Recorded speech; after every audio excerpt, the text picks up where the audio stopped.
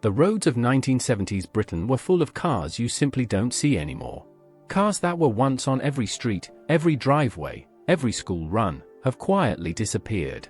Some were bold, some were brave, and some were surprisingly brilliant in ways that nobody truly appreciated at the time. But here's the thing, most of these cars didn't just disappear naturally. They were forgotten, pushed aside by bad timing, by corporate decisions, by politics, or by sheer bad luck. Some were ahead of their time. Some were simply unlucky. And one of them, one car on this list, absolutely deserved far better than the fate it got. Let's start with number 10. Number 10, Hillman Avenger. Cast your mind back to 1970. Britain's roads were packed with practical, no-nonsense family cars, and Hillman quietly dropped something rather impressive into the mix, the Avenger. It had crisp, clean styling, solid handling, and even a rally pedigree that almost everyone has since completely forgotten about. What most people don't realize is that the Avenger competed in, and genuinely won stages in, international rallying events. This was no ordinary shopping car dressed up in a nice badge. But here's where it gets interesting. Despite being well built for its era, the Avenger slowly faded from public memory as Chrysler took over the Roots Group and priorities shifted dramatically. The name changed, the identity blurred, and the Avenger was quietly shown the door. Would you have bought one back then? It was honest, affordable, and genuinely dependable. Sadly, dependable rarely makes history.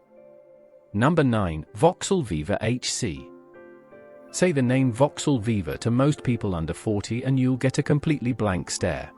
But in the early 1970s, this car was absolutely everywhere on British roads. The Viva HC, the version most people from that era remember, was a simple, affordable workhorse that millions of ordinary British families depended on every single day. But here's where it gets interesting, the Viva was actually quite competitive in terms of interior space and ride comfort for its class. It wasn't glamorous. But it worked, and it worked well. What most people don't realize is just how abruptly it was axed when Vauxhall decided to move upmarket and leave the budget end of the market behind entirely. A car that popular, gone almost overnight. Can you imagine that? And that's a story that almost never gets told. Number 8, Austin Maxi. Now here's a car that the history books seriously underrate. The Austin Maxi arrived in 1969 and rolled through the early 1970s as a genuinely revolutionary machine for its time. 5 doors, a full hatchback layout, and seats that folded completely flat to create a proper sleeping space inside the car. Britain had never really seen anything quite like it before. But here's where it gets interesting, the Maxi was rushed to market before it was truly ready. Early gearboxes were notoriously terrible, and that reputation followed the car everywhere it went, even long after the problems had been fixed. What most people don't realize is that the Maxi influenced almost every hatchback that came after it in Britain. It quietly set the template that everyone else followed. Can you imagine being the car that invented the future, and still ending up forgotten? That's the Austin Maxi's sad, overlooked story. Number 7, Woolsley 6. Most people have never even heard of the Woolsley 6. And that, right there, is the saddest part of this particular story. Produced from 1972 to 1975, the Woolsley 6 was essentially a luxury version of the Austin 18 to 22 platform, but it came with genuine leather seating, walnut dashboard trim, and a smooth, refined 6-cylinder engine under the bonnet. This was accessible British luxury motoring at a price that ordinary buyers could actually stretch to. But here's where it gets interesting, the Wolseley badge itself was already dying. British Leyland was systematically killing off its smaller heritage brands to cut costs, and Wolseley was one of the very first casualties of that strategy. The 6 was one of the last cars ever to carry that famous illuminated Wolseley grille badge. When it was gone, over a century of quiet British automotive heritage left with it. Number 6, Triumph 1500. The Triumph 1500 is a car that almost never appears on any list like this, and yet when you look at it properly, it really should. Launched in 1970, it was designed to sit comfortably between the older Herald and the more expensive Triumph 2000, giving buyers genuine Triumph quality at a more manageable everyday price. The styling was neat and quietly confident. The interior felt properly premium for its class.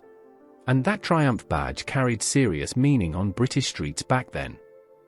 But here's where it gets interesting. The 1500 was slowly overshadowed by its more glamorous stablemates and never really found a strong identity of its own. Then British Leyland's internal politics began to bite hard, and the 1500 was discontinued without much fanfare at all. What most people don't realize is how genuinely well regarded it was among the people who actually owned one. It deserved more than a quiet exit. Number 5. Bond Bug. Now this one is genuinely unlike anything else on this list. The Bond Bug. 3 wheels. Bright tangerine orange paintwork. A lift-up canopy instead of conventional doors. If you spotted one of these on the road today, you'd stop and stare, and back in 1970, it caused exactly the same reaction. Built by Bond Cars and later taken over by Reliant, the Bug was designed to be fun, youthful, and completely unlike anything else on British roads. And on that front, it absolutely delivered. But here's where it gets interesting. Despite those extraordinary looks, the Bug was practical enough to serve as a genuine daily driver for many young buyers at the time. What most people don't realize is that it wasn't killed off because people stopped loving it. The economics simply made it impossible to keep building, and then something that special just quietly disappeared.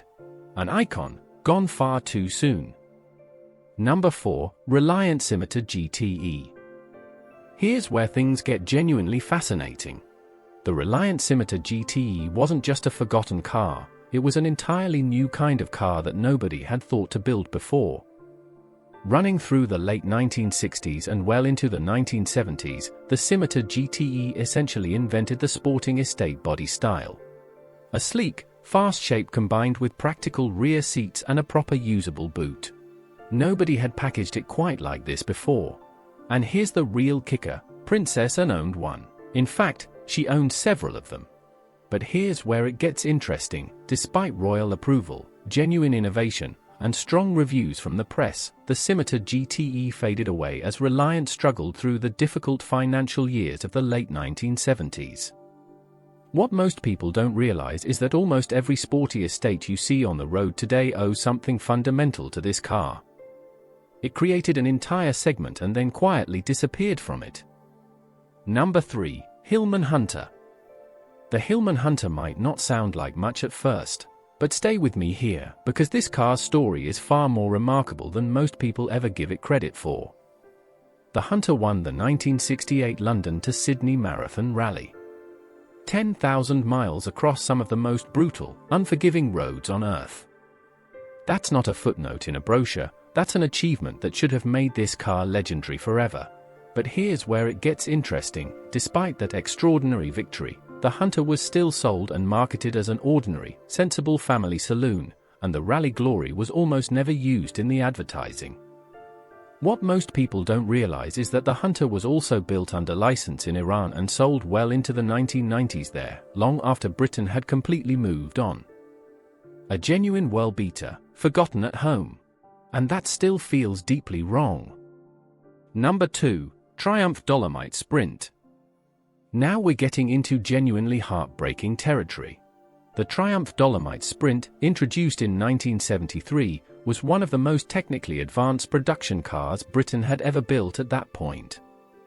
It carried a 16-valve engine at a time when that level of engineering was reserved for exotic sports cars costing many times the price. The Sprint could reach 60 miles per hour in under 9 seconds, seriously quick for an everyday British saloon in 1973. But here's where it gets interesting. The Sprint was badly damaged by the industrial chaos gripping British Leyland throughout that period. Strikes, quality control problems, and relentlessly negative press dragged the car's reputation down along with everything else around it. What most people don't realize is that this car was genuinely world-class on paper, and it never got the fair fight it deserved. Stay with me, because number 1 might just surprise you. Number 1. Rover SD1. And here we are. Number 1. The car that deserved better than almost anything else on this entire list. The Rover SD1. Launched in 1976, it won European Car of the Year in 1977, a stunning achievement for any manufacturer, let alone one battling through the chaos of that era. It was bold, modern, and genuinely beautiful with its sleek fastback roofline and clean Italian-influenced lines. A smooth V8 engine sat under the bonnet, and the interior felt properly special when it was at its best. But here's where it gets interesting. The SD1 was let down catastrophically by its build quality. British Leyland's factories were in near-constant turmoil, and cars were leaving the production line with serious, embarrassing reliability problems that destroyed customer confidence almost overnight. What most people don't realize is that underneath all those issues was a genuinely world-class car. European Car of the Year, and still forgotten. That is the real tragedy of this list, and there you have it. 10 cars, 10 stories, 10 genuine pieces of British history that most people have simply stopped talking about. What strikes me every time I go through a list like this is how close so many of these cars came to being truly great, not almost great, but actually great. The Rover SD1 won European Car of the Year. The Dolomite Sprint had technology that was years ahead of its rivals. The Scimitar GTE invented an entire body style that people still build today. And yet here we are, and almost nobody remembers any of them. That's the strange, bittersweet reality of automotive history. The cars that shape it aren't always the ones that survive in our memory. I'd love to know which car on this list surprised you the most. Drop it in the comments below. I genuinely read every single one. If you enjoyed this video, please hit the like button and subscribe to Britain Rewind for more forgotten British stories daily. We'll see you in the next video.